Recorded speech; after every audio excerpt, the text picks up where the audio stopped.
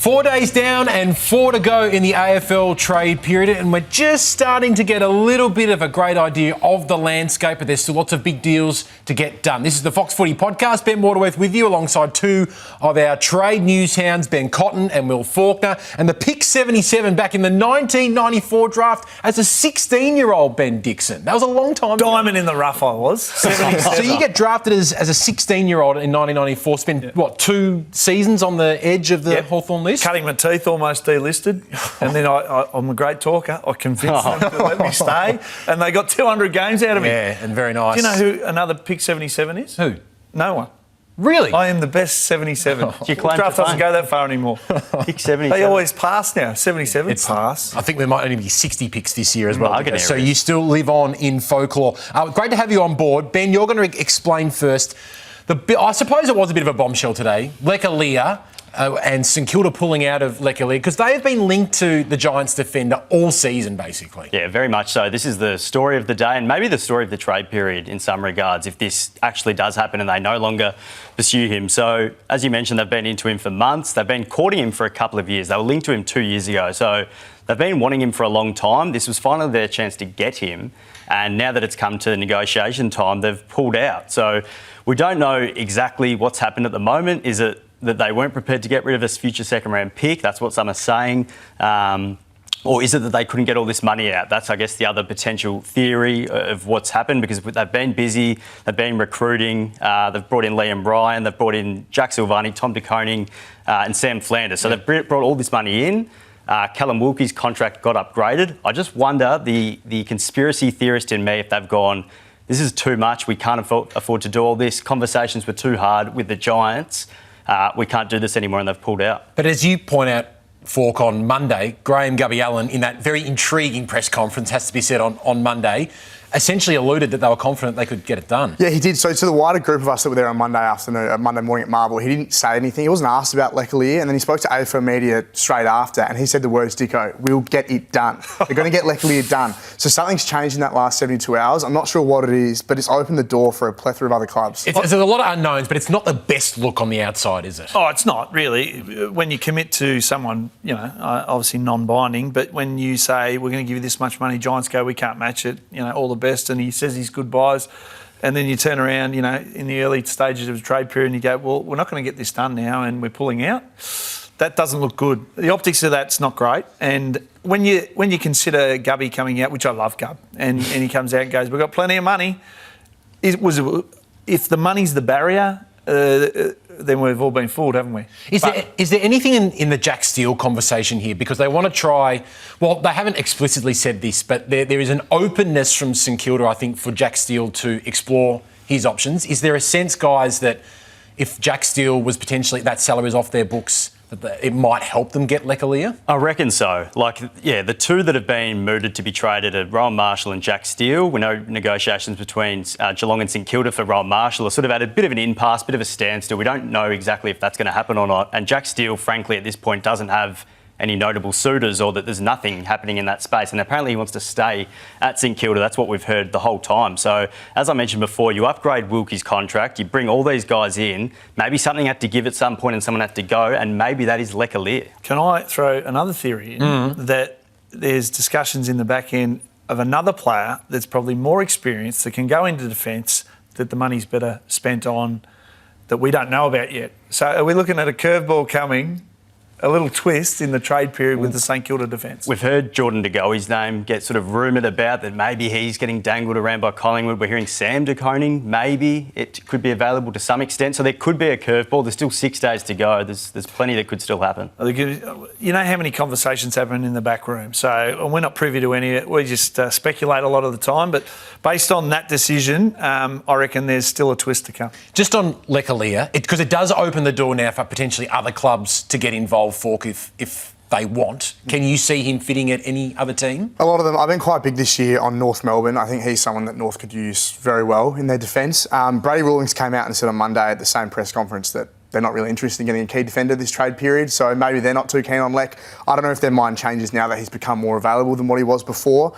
I think the Bulldogs, That's the one, Dicko? That's the one I'm on. If Jamara's going to move and that contract's Leclerc would fit in beautifully there. They need a defender. They need an exciting defender, a running defender. Yeah, and a good age profile as well, because I don't think they are keen on acquiring Stephen May because he's a little bit, further into his career. Leclerc is, still quite young in his footy journey, so that does make a lot of sense. Just on Jack Steele, in particular, who you mentioned beforehand, Matt Rosa was asked about him, the Essendon list boss, on Monday, and said we are interested in good characters, but didn't go all in for Essendon to go in for Jack Steele. Do you think he'd be a nice fit at the Bombers? Lucky enough to work with Jack for a couple of years part-time at the Saints.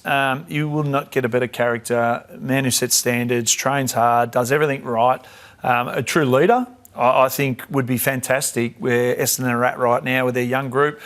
They're going to try and consolidate themselves this year, and he'd give them great stability through the midfield there. And great experience is hard to come by, and I think if you can grab it for a year or two, and especially where he's at, which I don't think his footy was floundering at the end of the year, I think he's a chance. Well, it's a bit to play out there on the Giants-Saints situation. Also a bit to play out at the Gold Coast Suns. They've already been very busy, Falk. But Bailey Humphrey continues to be talked about a lot, despite Craig Cameron's denials publicly, privately, no doubt about that. Their staunch stance remains. They say he won't be traded. Melbourne and Hawthorn are clearly some of those clubs that are interested.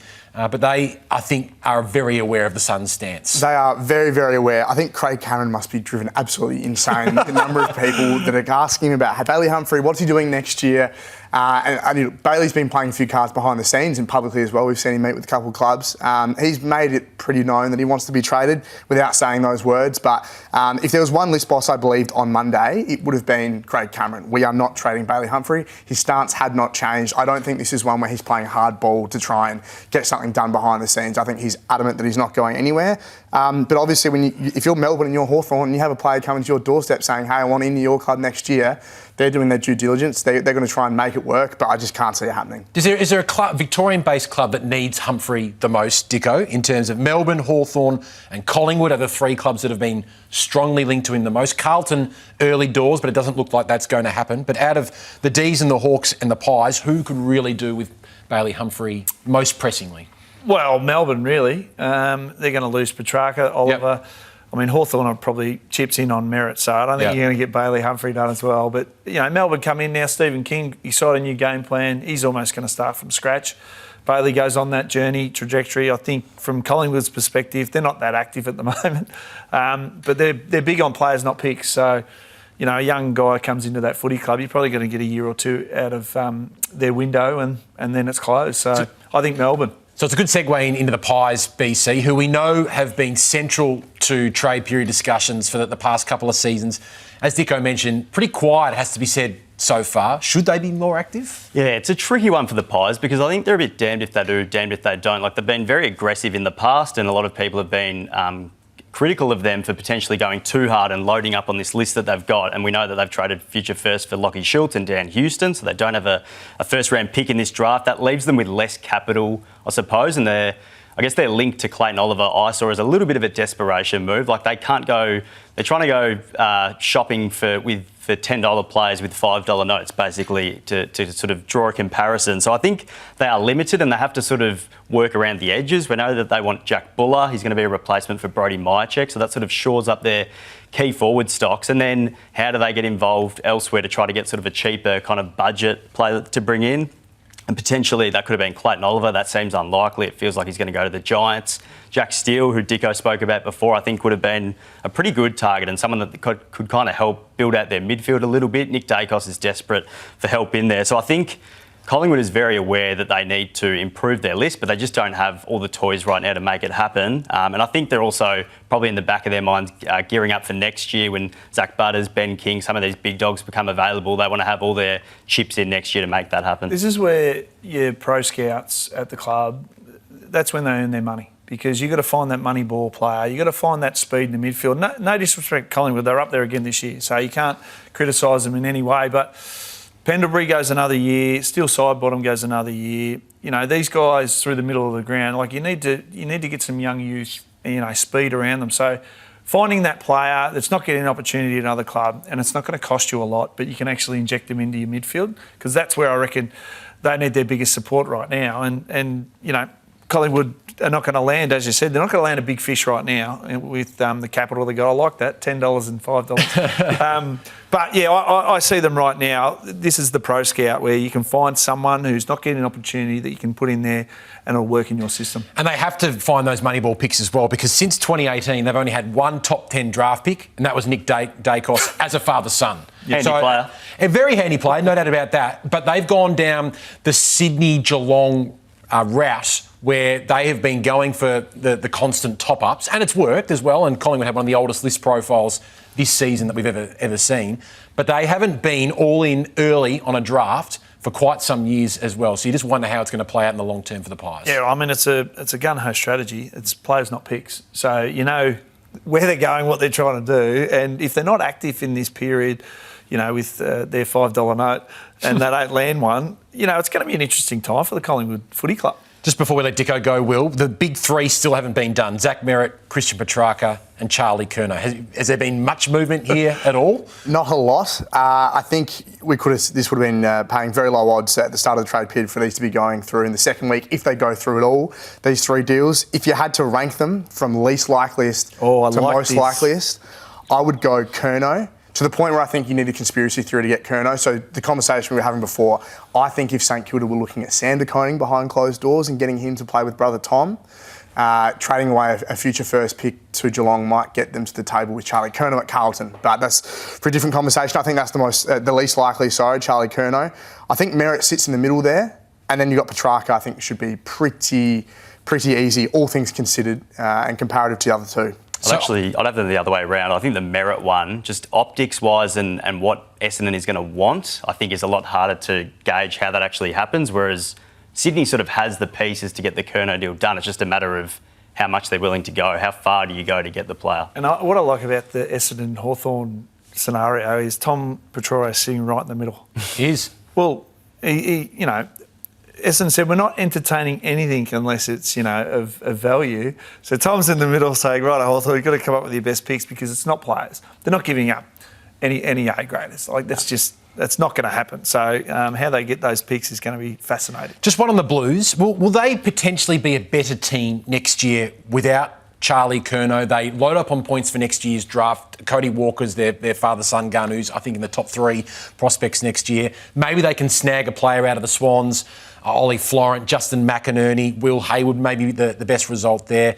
They've brought in some ruck depth there with Liam Reedy. They're likely going to get Buku Kamas, the defender from the Dogs. Campbell Chesser's a first-round pick from the Eagles.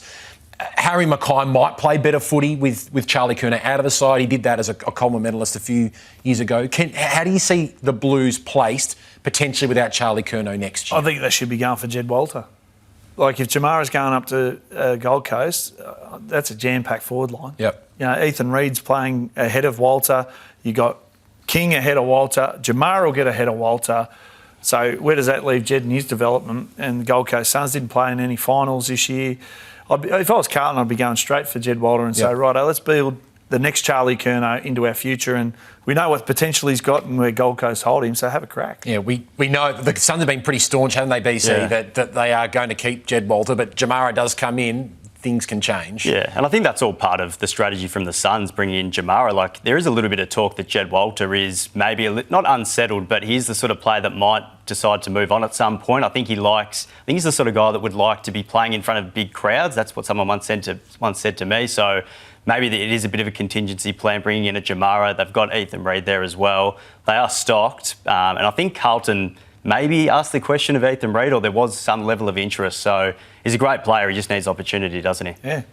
Well, Dicko said he was great with his words at the start of the show here. So he's been very, very good with us here on the Fox Footy podcast. He also did say off air beforehand he was hangry, so we'll let him get off and get some dinner as well. Thanks for joining us, mate.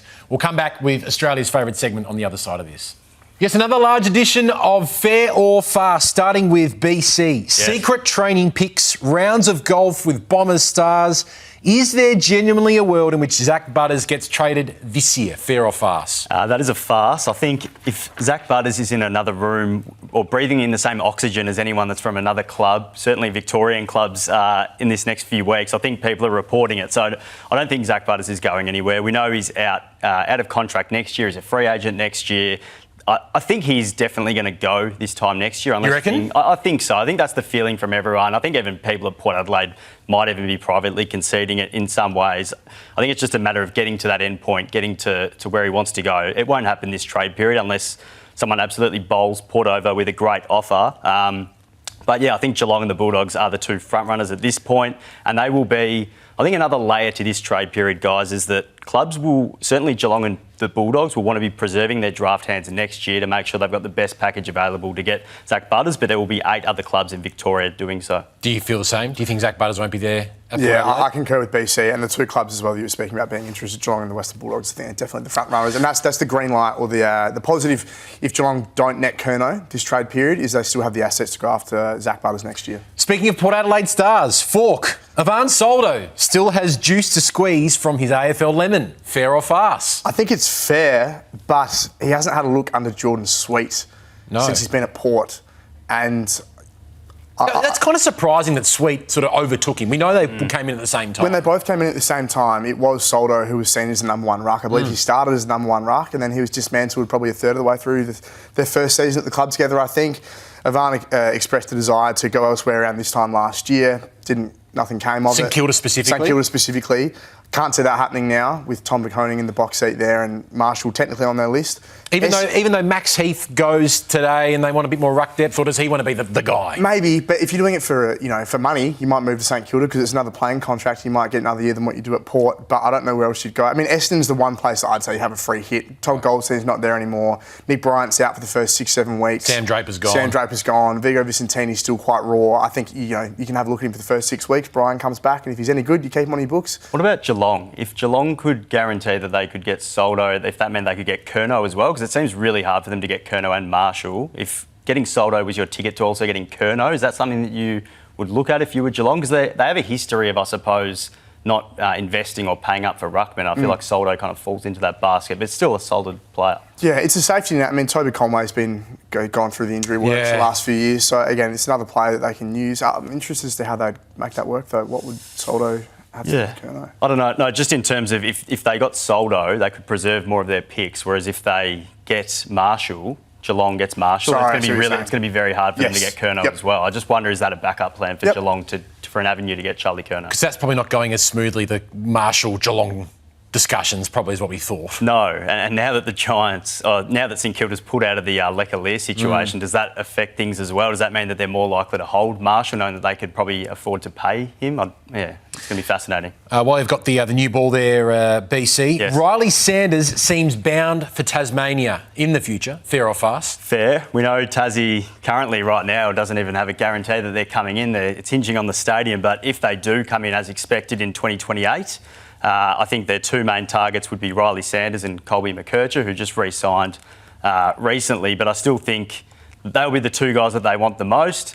Now, why Riley Sanders is of interest right now, we know Adelaide has had a crack at him. They've asked the question. It makes a lot of sense, doesn't it? We know that they're sort of trying to replenish their midfield or build up their midfield a little bit. The expectation is that the Dogs said, no, thank you, he's not available. And no doubt, from a Dogs perspective, I think there is a belief that he's going to leave them at some point, but if he goes to Tassie on a massive contract, you're probably going to get more than what Adelaide could offer him right now. Do you concur? Yeah, no, I concur. I think, BC said it very, very well. 2 years to go until Tassie come in. Got the VFL team coming in next year. Ben, don't think he's going to go down there next year and join Robbie Fox, but between now and then, just more game time at the Dogs. He probably didn't have the smoothest transition coming to Whitten Oval. I think he was on the outskirts the first year a little bit, wasn't playing as much inside midfield, which I think you can understand when you've got guys like Bontempelli and Liberatore running around in their midfield, Ed Richards now. So, it's probably just a waiting game, and hopefully the Dogs can get the best out of him between now and then. Devils being led by Robbie Fox and Jai Menzies next year in the VFL. And the last one to you, Fork. The trade period is too long. Fair or farce? I'm going to give you a fair for journalists. I think it's fair for us that it's too long. I think for the fans, players and clubs, I'd say it might be a little bit short. There was thrown around, I'm not sure which journalist. Short? Yeah, too short. Justin Lepich for Collingwood. First one up at the coach's box on Monday as a list manager, and he said, "Look, I think it should be a few months. Try and embody what they have in the NBA and the American sports." Yeah, it's almost like a window. Yeah, an agency period. I think the bigger clubs like your Collingwoods, your Geelongs, your Hawthorns, they would love multiple avenues because they're the clubs that are always getting the players. Whereas I think the smaller clubs that lose a lot of players are probably saying more, "No, thank you. We're happy to just have the one period because we don't want more."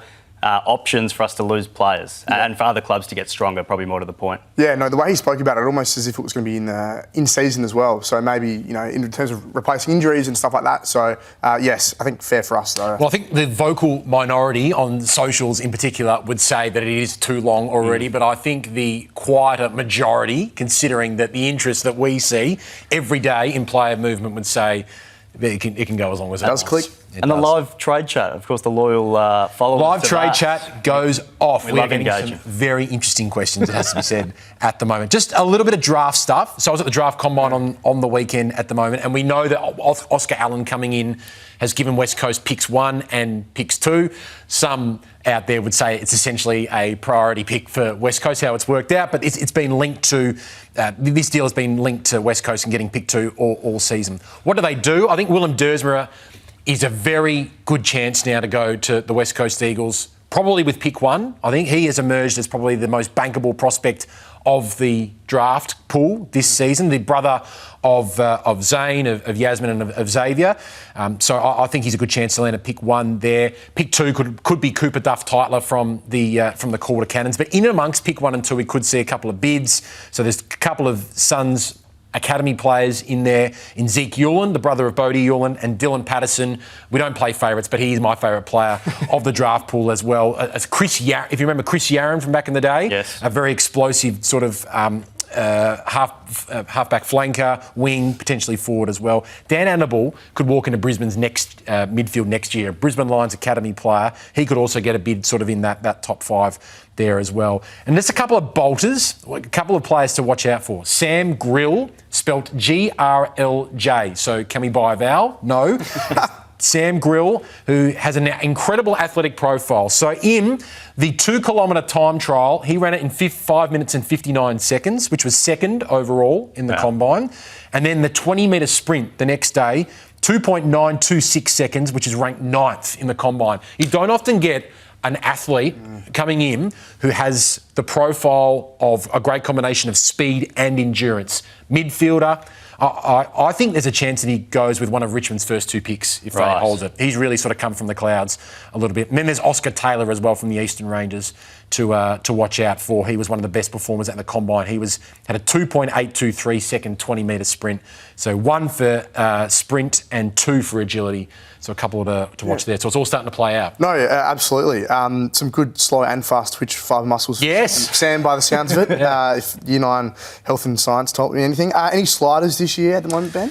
Sliders. It is early. There's still a lot to play out. I think people would probably be surprised that Dyson Sharp, who has won the Lark medal for the best player in the national champs, might not necessarily be firmly in the top 10 conversation. I think there's a chance that he slips out of the top 10. I'm not saying that he's going to go out of the first round, but South Australia's captain played so well at every level that he's played at. So just waiting to see if he's definitely in the top 10. But I think clubs do have some question marks on what his ceiling is at AFL level and maybe how well he runs defensively, although I think that has improved throughout the season. Probably a similar question mark on Ollie Greaves from the Eastern Rangers as well, who was talked about as a top 10 player. The other one to maybe watch, who I think has got a big upside at AFL level, probably conversely to Dyson Sharp, is Mitch Marsh, not the number 6 batsman for the Australians, but a guy out of South Australia who was the leading goal kicker for the South Australian team and the leading goal kicker overall in the national championships. A 191 centimetre athletic forward, great kick at goal. I do wonder whether he's in that top 10 conversation, maybe like what we thought straight after the national champs. Maybe just died away a little bit, but I think he's got big upside at AFL level. So if he does slip into the teens, the clubs might be getting a bargain there. Ben, can you tell us what's happened with Tommy McGuan? Because I think a lot of Collingwood fans in particular were very excited about him earlier in the year. I've heard he didn't have a great carnival. We know he's not a massive guy, he's a small midfielder, which doesn't bode very well for the modern game, but do you think other clubs would have a look at him, and where do you think he stands now? Could Collingwood still get him potentially? So Justin Leppage, the Collingwood list boss, confirmed to you guys on Monday that they had not nominated Tom McGuan under the father-son rule, the son of Mick McGuan, who was the Premiership Magpie almost 3 decades ago now, and is a very highly respected football analyst and coach at local level. Playing for the Western Jets, has stuffed the stat sheet all season, has racked up some ridiculous numbers. As you mentioned, not as prolific for Vic Metro during the National Carnival, but you're right. I think there are other clubs that are interested in acquiring McGuan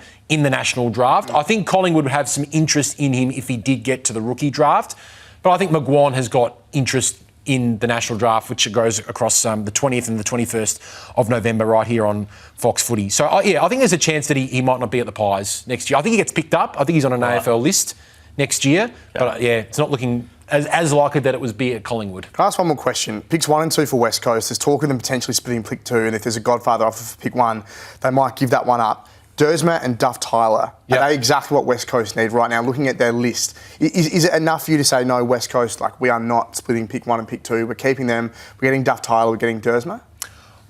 Yeah, I would say that Willem Dersma, so 2 years ago, Harley Reid was a clear number 1. I would say that Dersma's getting towards a clear number 1, but wasn't in the same stratosphere. I think, no disrespect to Willem, but to Harley Reid at the time. I think when you're picking that high, you're picking best talent, best available nonetheless. I do think that Duff Tyler has some appeal to West Coast because since Nick Naitanui left, they've probably struggled to, even last year when they had Flynn and Bailey Williams, they were probably struggling a little bit to nail down exactly what their best ruck setup looked like. Duff Tyler's 200 centimetres, who played his best footy this year as a ruck. But I think clubs are really happy to see him go forward later in the year and show great competitiveness and hit the scoreboard. So, he's a genuine ruck forward option that I think would fit in well at West Coast. Okay. Just on that, though, I think Essendon really likes Willem Dersma. Essendon currently have picks 5 and 6 now after the compensation pick came in for Oscar Allen. I think they'll try real hard to get up there and try and get Willem Dersma at pick 1. Whether they're successful or not, I'm not sure. I think West Coast will hold. I think they really like Willem Dersma. But watch Essendon try real hard to get there. There's a world where we have 3 Dersmas at Essendon. There is. There is. Zane, Xavier and Willem. Willem, potentially being picked by Essendon. Zane, the North Melbourne hot top pick from a few years ago, linked to Essendon. North Melbourne very keen to retain him. And of course, Xavier joined there a couple of years ago. Very good. Comprehensive wrap, Ben. Yes, that is good. Yeah. No, we'll be all over the draft on the Fox Sports website over the coming months, no doubt about that. But we've still got 4 days of trading to get through, which these guys just can't wait to get into. So for all the latest trade news, keep clicking back to foxfooty.com.au.